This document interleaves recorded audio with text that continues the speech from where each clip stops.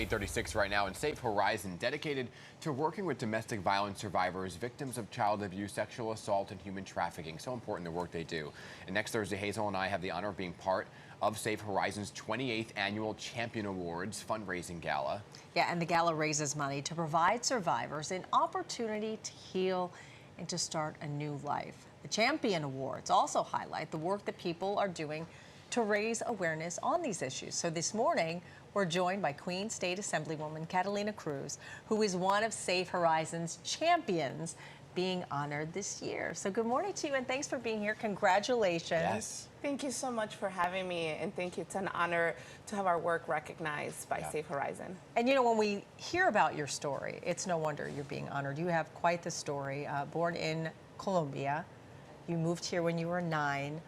You were a dreamer, undocumented for a decade, and now you've come so far. I mean, you are a lawyer, a state assemblywoman.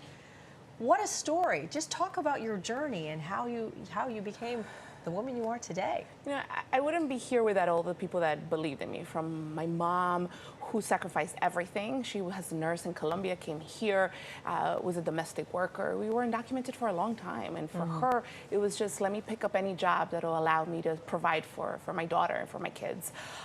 To the teachers, you know, when I was in public school, people didn't know that I was undocumented, but I had these teachers who could see my potential and push me to do my best. And then I went to college and law school, where I had the opportunity, once I became a permanent resident citizen, to give back to the country that gave me so much.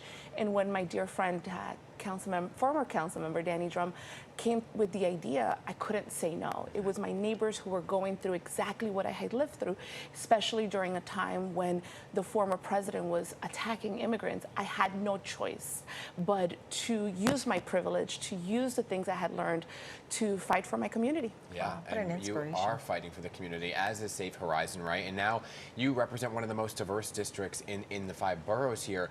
And in your district, though, there's a real concern about child sex trafficking, which is some of the work that Safe Horizon really is zeroing in on. Can you talk about how you're looking to address that in your district? You know, I think I want people to understand that it isn't just child sex trafficking that we're concerned with. It's labor trafficking, it's the trafficking of adults. And organizations like Safe Horizon are going to be key, not only to providing services to survivors, but to helping us combat this problem.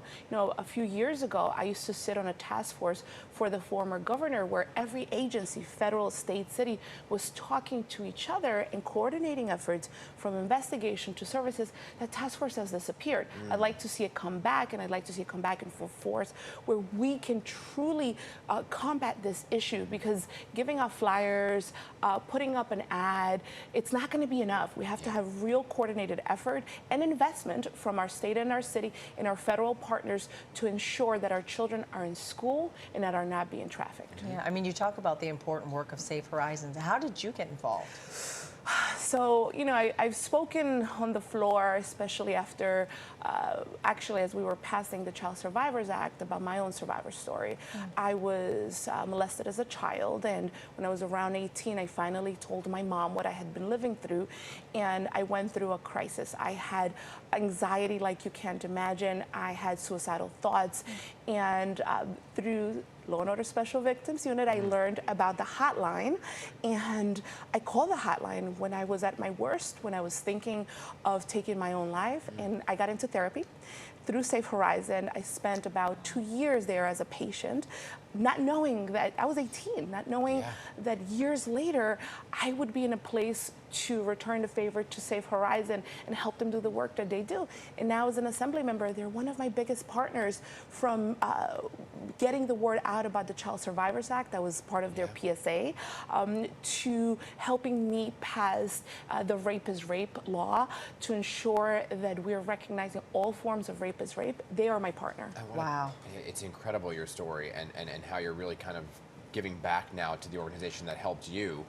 And that organization, Safe Horizon, is facing $3 million in budget cuts if the budget goes the way it is right now. Of course, we know negotiations are underway, but how would that impact an organization like Safe Horizon? You know, we just got finished passing our state budget, so I understand when you have to move things around because there are fiscal concerns.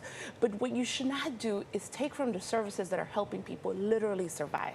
This is $200 million overall, which is a drop in a bucket for the more than $100 billion budget the city has. And it's $3 million to Safe Horizon alone. We're talking about more than 10,000 survivors who receive legal services, mental health services, social work services, children and adults who depend on Safe Horizon. And so what I'm urging the mayor to do is find that somewhere else. I'm sure we can get creative, but these folks need the services, especially with so many newcomers who on their journey had to experience terrible things. We have people here who are depending on Safe Horizon, and we have to support them. Well, thank you for being here. Thank you for the work that you do and for advocating for Safe Horizon. Thank you for having me, and I'm urging any survivor out there, instead of taking your own life, instead of suffering in silence, call Safe Horizon, get the help that you need like I did.